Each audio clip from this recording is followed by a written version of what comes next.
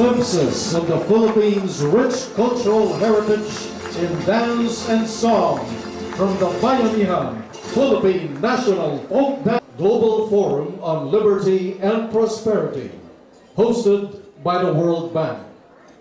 Please welcome your Master of Ceremonies for this afternoon, Judicial Reform Program Administrator, Ms. Evelyn Toledo Dumdum.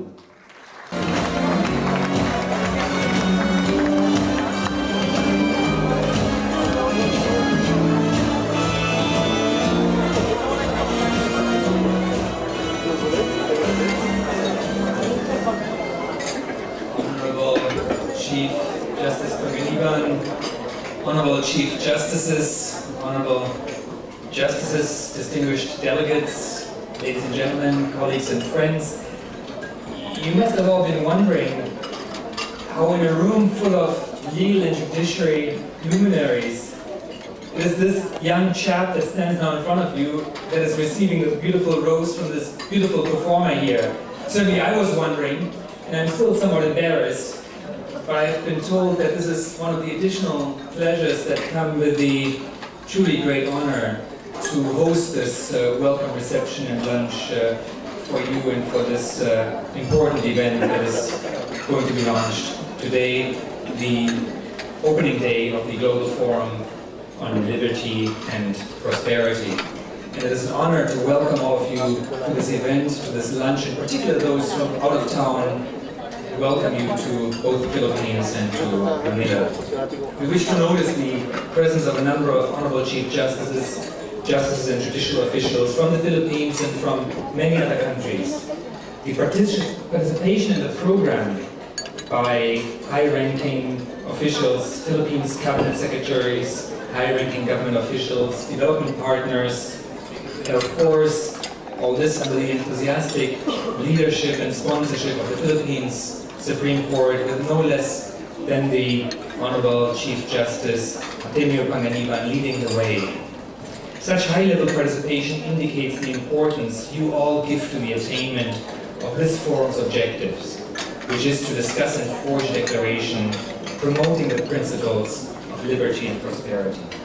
But of course I defer to Chief Justice Panganiban to present and explain this philosophy during this afternoon's program. I am an economist. I'm not a legal or judicial expert. Let me say that I'm deeply humbled to speak here before you, so many legal and judicial experts, and that I admit that I speak with some trepidations here. But both as an economist, as well as a representative of the World Bank, an institution founded to pursue economic and social progress in the developing world, I'm also intrigued and fascinated by the theme chosen by you for this conference. The World Bank is seeking to support economic and social progress in its member countries, promote poverty reduction. And in fact, more and more of us economists and development professionals are recognizing the central role of the rule of law for both objectives, economic development and poverty reduction. The rule of law is instrumental to equal access for all groups of society to public services, health, education, or conflict resolution. Equal access to public services is particularly important for the poor that do not have access due to their own economic resources, access to private services, or access to the resources to achieve services through bribery or other means.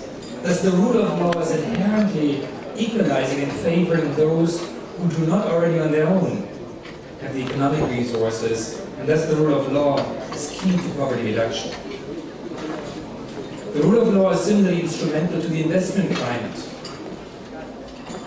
Investment means foregoing consumption today in order to reap the benefits of returns of that investment tomorrow.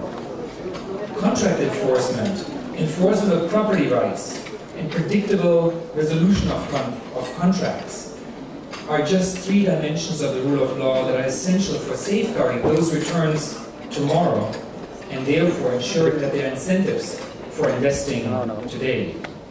Investments today mean jobs and income, and therefore reduction of poverty today. And again, I think it is quite clear to see why a development institution such as the World Bank is so keen to promote poverty reduction and is keen to support the promotion of the rule of law and is keen to partner with the judiciaries of the world. Now, going beyond the discussion and the promotion of the rule of law in general, this conference for which we have gathered here today is even more explicitly focusing on the link between the rule of law, the judiciaries and liberty with prosperity. By making the link of the rule of law with liberty and prosperity, you have made even more explicit the central role of the rule of law and the judiciary in the promotion of economic development. So frankly, I am delighted that the theme of liberty and prosperity provides the space, provides a forum for the discussion and deliberation among leaders of the judiciary, leaders of government and the private sector, to dialogue on their respective roles in the promotion of development. In fact, with your choice of the theme, you have taken a big step to reach out to those in the world of social work, business and economics, and I congratulate you very warmly to that step.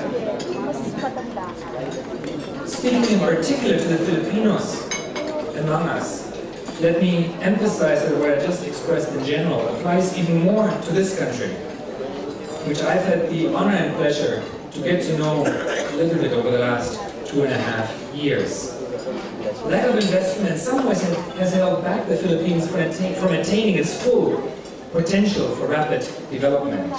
And still today, the investment rate in the Philippines is lower than in other countries in Asia. So if investors, domestic or foreign, ask why don't they invest more, the typical answers include weak regulation, corruption, weak governance, uneven application of the law.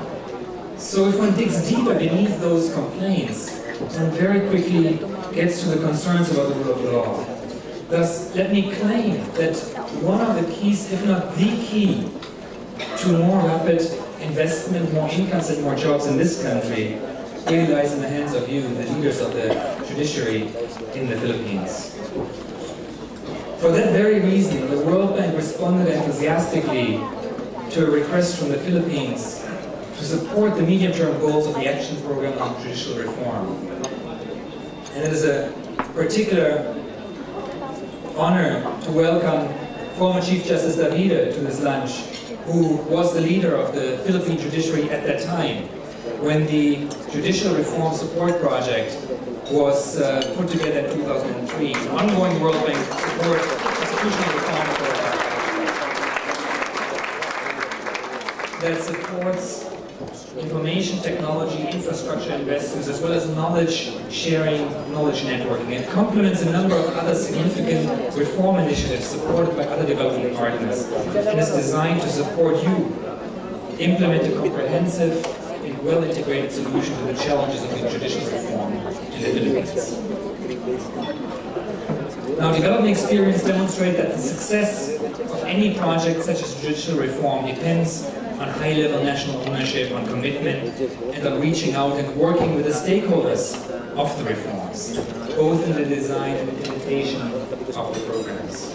And I'm delighted to share with you our experience that the Philippine judiciary, the Judicial Reform Support Project, and the Supreme Court have demonstrated these important principles and have therefore been able to introduce gains and bring about quick wins to reform, such as the electronic library that facilitates timely access to information, the operation of 3 mobile courts, and many other ongoing achievements under judicial reforms in the Philippines. Just like last week, it was a pleasure to join the opening of the first fully computerized court in the Philippines, the Sandigan Bayan, the Court on Fighting Graft and Corruption in the Philippines, which was launched in a ceremony graced by Chief Justice Panganiban. As many of you know, the World Bank is supporting judicial reform in several countries around the world. And in fact, we're delighted that delegates from many of those countries where we as an organization are able to support you are present here in this forum, and we look forward to a productive exchange of experience. And we're delighted to see that you're equally and strongly pursuing your own judicial reform program. The World Bank is not only a financial bank, but also a knowledge bank, which supports activities that facilitate the sharing of global experience that will help in the pursuit of economic and social development. Knowledge sharing, sharing of lessons learned, and well-shared best practices are part of that role. Best practices that can be adapted to the local context. For example, the adoption of the mobile courts by the Philippine judiciary was inspired by exchange and by getting to know similar experiences in Central America, in Guatemala, where such programs already were in place. Such knowledge sharing in terms of philosophies as well as practical experiences can only contribute to a more informed discussion and agenda for development.